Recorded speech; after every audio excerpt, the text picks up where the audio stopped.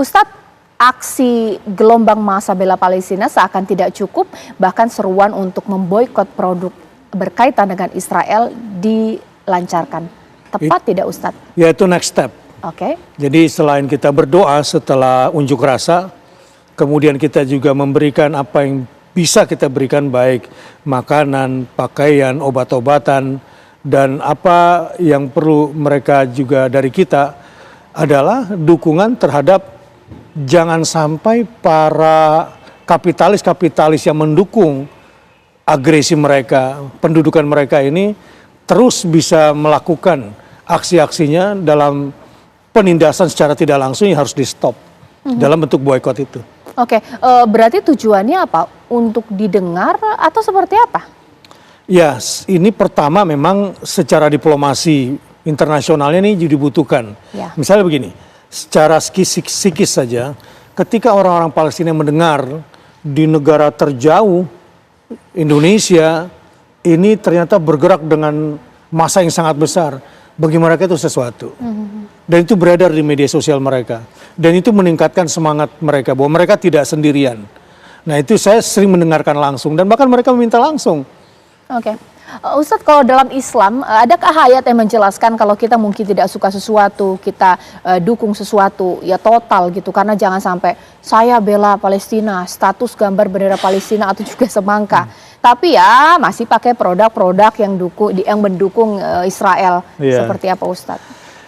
Ya, ada banyak ayat ya tentang itu ya. Tapi singkatnya bahwa kalau kita betul-betul anti terhadap kekejian Zionis itu, maka simbol-simbolnya pun harusnya kita tinggalkan. Lifestyle dia dalam fashion, dalam fun, food, sampai semua F-nya lah itu termasuk finance-nya. Kalau memang serius memerangi kekejian yang mereka lakukan lewat ekonominya, lewat gaya hidupnya, kita stop. Ya. Supaya kekejian ini tidak, atau kezaliman ini tidak terus berlanjut.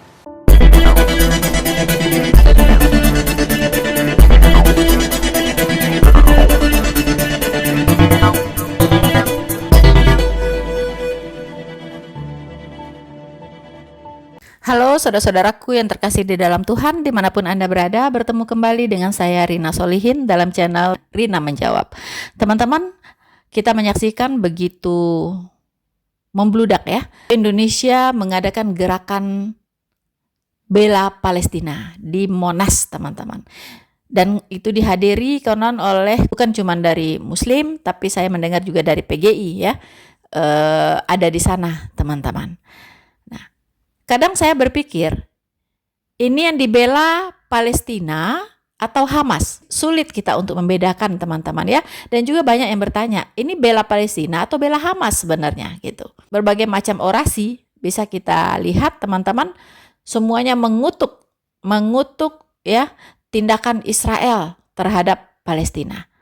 Kekejaman Israel katanya terhadap rakyat sipil Palestina. Tetapi kita tidak pernah mendengar dari 7 Oktober ya tahun ini, teman-teman, bahwa ada orang Indonesia, baik itu tokoh, baik itu pemuka agama, pemimpin, dan lain-lain yang mengutuk serangan Hamas kepada rakyat sipil Palestina yang sangat-sangat keji.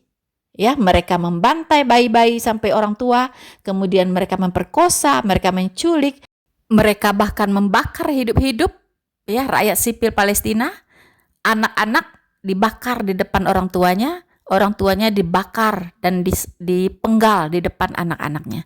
Sungguh sadis, teman-teman. Membunuh dengan membabi buta, teman-teman, rakyat sipil akan masuk ke rumah-rumah dari rakyat dan tidak ada satupun ya yang mengutuk aksi tersebut, teman-teman. Dan bahkan salah satu mantan ya petinggi di Indonesia ini mengatakan luar biasa.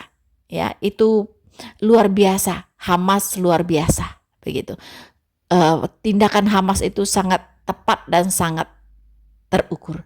Wow, ya, itu yang kita dengarkan, teman-teman. Tapi terserahlah ya, itu hak mereka untuk mendukung Palestina. Tapi jangan sampai mendukung Hamas, itu yang kita mau. Tapi saya perhatikan orang Indonesia tidak bisa membedakan mana rakyat Palestina, mana Hamas. Begitu. Mereka juga mendukung Hamas, ya. Mereka juga mendukung Hamas, mereka juga mendukung rakyat Palestina, begitu. Nah, kalau Hamas yang didukung, nah ini repot. Karena Hamas itu adalah organisasi teroris, ya. Palestina bukan Hamas.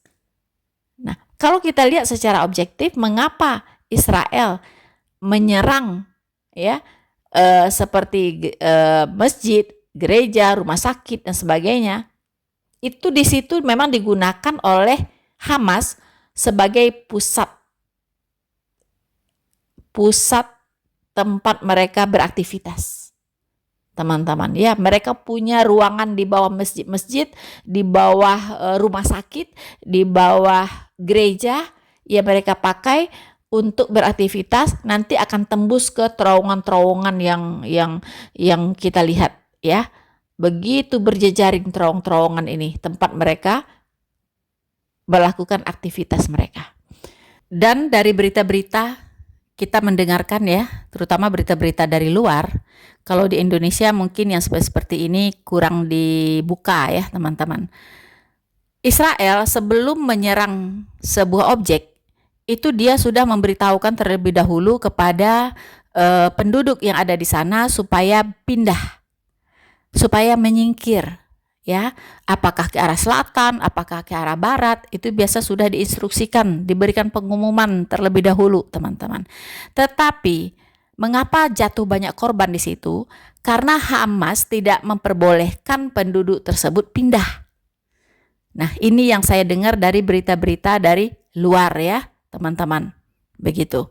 Karena kalau kita mencari berita yang benar-benar lurus, itu tidak bisa hanya lewat media-media yang ada di Indonesia, ya. Kita harus berani mencari media-media lain yang di luar sana, ya, internasional, teman-teman. Baru kita mendapatkan data-data yang lebih akurat. Ya, jadi Hamas sendiri yang tidak memperbolehkan penduduk Palestina itu meninggalkan Palestina. Ya, bahkan ada yang keluar ditembakin gitu. Ada yang nekat keluar ditembaki oleh Hamas. Tetapi diberitakan di sini bahwa Israel lah yang menembaki para penduduk ini, ya, yang ingin keluar dari Gaza, dan itu ditembaki oleh Israel. Itu berita yang ada di sini. Tetapi dari berita-berita yang ada di luar, itu Hamas sendiri yang menembaki penduduk Palestina yang ingin lari keluar Gaza. Begitu, teman-teman. Tapi di luar itu, masing-masing orang itu berhak untuk menentukan pilihannya. Dia mau berpihak atau membela Hamas atau dia membela Israel. Itu pilihan masing-masing. Nah, yang ingin saya soroti pada hari ini adalah di samping aksi bela Palestina, juga ada aksi boikot produk Israel. Ya, ini sebenarnya bukan hal baru, tapi sudah terus disuarakan untuk memboikot produk Israel. Nah, yang saya lihat baru sampai kepada produk-produk yang ada di supermarket. Ya, baru sampai di sana. Sebenarnya kalau ingin memboikot produk-produk Israel, harusnya memboikot secara keseluruhan. Ya, harus berani juga memboikot produk-produk teknologi hasil penemuan Israel atau buatan Israel. Nah, kalau semuanya ini diboikot, itu saya baru acungkan jempol, teman-teman. Jangan hanya produk-produk Unilever, ya, seperti makanan, produk-produk shampoo, ya, dan sejenisnya, teman-teman. Yang ada di supermarket, di mall-mall, bukan, ya. Jangan hanya itu saja. Begitu. Harus berani juga memboikot produk-produk temuan-temuan teknologi dari bangsa Israel. Nah, untuk itu pada kesempatan ini kita akan lihat produk-produk apa saja, ya. Teknologi apa saja yang dihasilkan oleh bangsa Israel yang harus diboikot oleh para pendukung Palestina di Indonesia maupun di seluruh dunia. Selamat menyaksikan.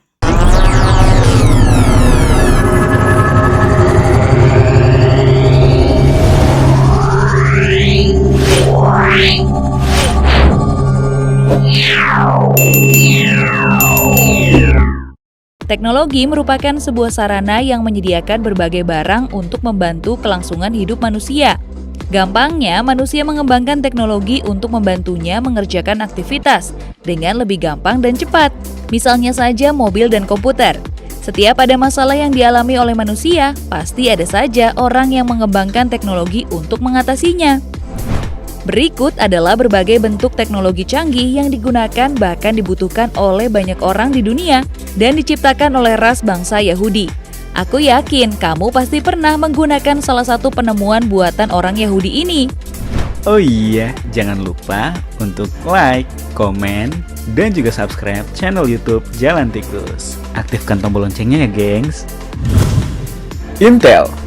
AMD dan Intel jadi dua produsen prosesor paling top dunia. Namun jika dilihat dari statistik penjualan perangkat komputer dan jumlah pengguna, maka Intel bisa dikatakan jauh mengungguli AMD.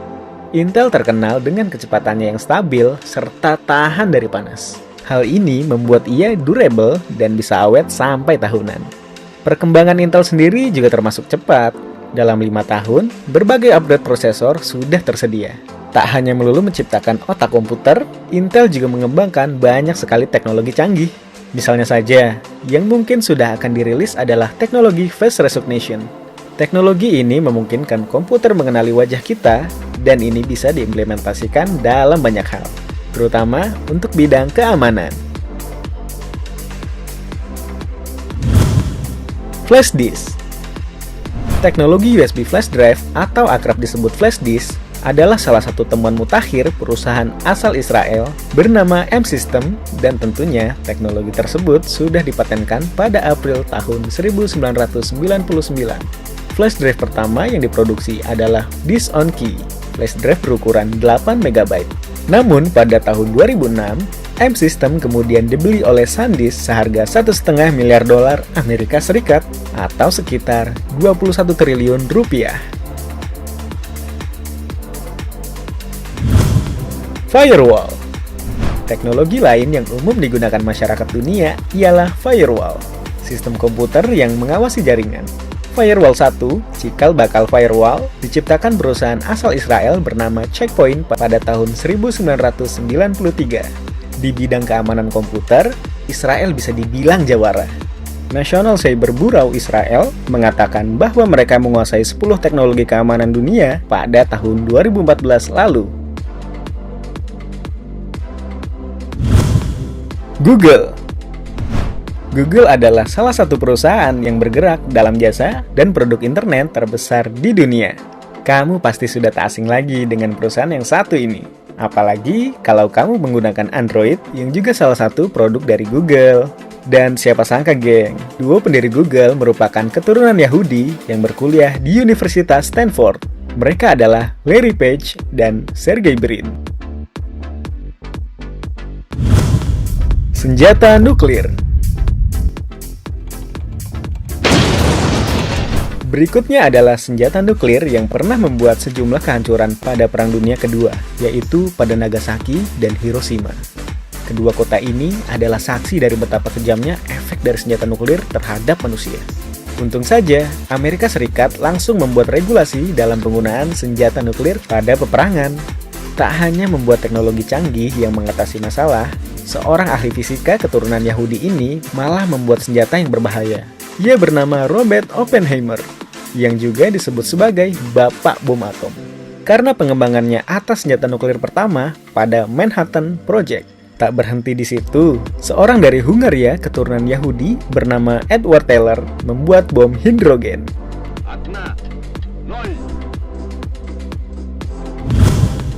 Laser. Apa yang kamu pikirkan ketika mendengar kata laser? Pada film science fiction, laser sering digunakan untuk senjata masa depan pada peperangan. Tapi kalau bicara tentang kegunaannya dalam aktivitas sehari-hari, Laser lebih digunakan untuk mendeteksi barcode hingga membaca DVD. Laser sendiri merupakan singkatan dari Light Amplification by Stimulated Emission of Radiation atau alat untuk memancarkan radiasi elektromagnetik dalam bentuk cahaya. Laser dapat dibedakan fungsinya melalui berkas cahaya yang dihasilkan. Semakin besar berkas cahaya, maka semakin besar daya potong atau bakar dari laser. Bicara tentang laser, orang pertama yang menemukannya adalah Theodor Maiman. Ia merupakan seorang ahli fisika keturunan Yahudi. Penemuannya ini pun berdasarkan teori yang diciptakan oleh Albert Einstein loh gengs. Hingga saat ini, laser terus dikembangkan dan digunakan.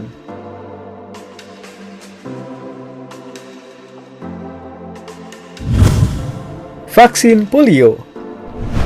Apa yang terjadi jika kamu terkena polio?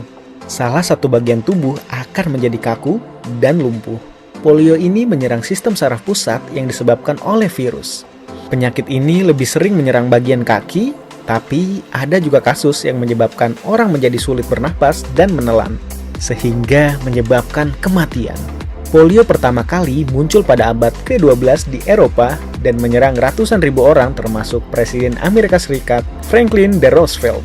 Namun, seorang biologis Austria keturunan Yahudi, Karl Landsteiner, mampu mengidentifikasi virus polio. Tak berhenti di situ, Jonas Salk yang merupakan seorang peneliti medis melakukan risetnya untuk menyembuhkan penyakit polio. Riset ini membutuhkan waktu 7 tahun penelitian. Semenjak itu, angka korban yang terjangkit penyakit polio menurun secara drastis. Salk juga menolak untuk mematenkan vaksin yang ia teliti karena ia melakukan itu bukan untuk uang, tapi untuk kesembuhan orang banyak. Wah, salut banget ya geng sama beliau. Waze. Terakhir adalah sebuah teknologi GPS melalui aplikasi Waze yang dapat digunakan oleh pengguna smartphone secara gratis. Aplikasi ini pertama kali diciptakan oleh Yuri Levin, Ehud Sabtai, dan Amir Sinar di Israel pada tahun 2008. Atas ciptaannya, banyak orang tak kesulitan lagi untuk mencari jalan dan menemukan lokasi tertentu. Setelah laku di banyak negara, aplikasi ini pun dibeli oleh Google. Terlepas dari kontroversinya, mungkin ada baiknya kita berterima kasih pada para penemu tersebut atas ciptaannya. Karena mereka banyak teknologi berguna yang mempermudah hidup kita saat ini.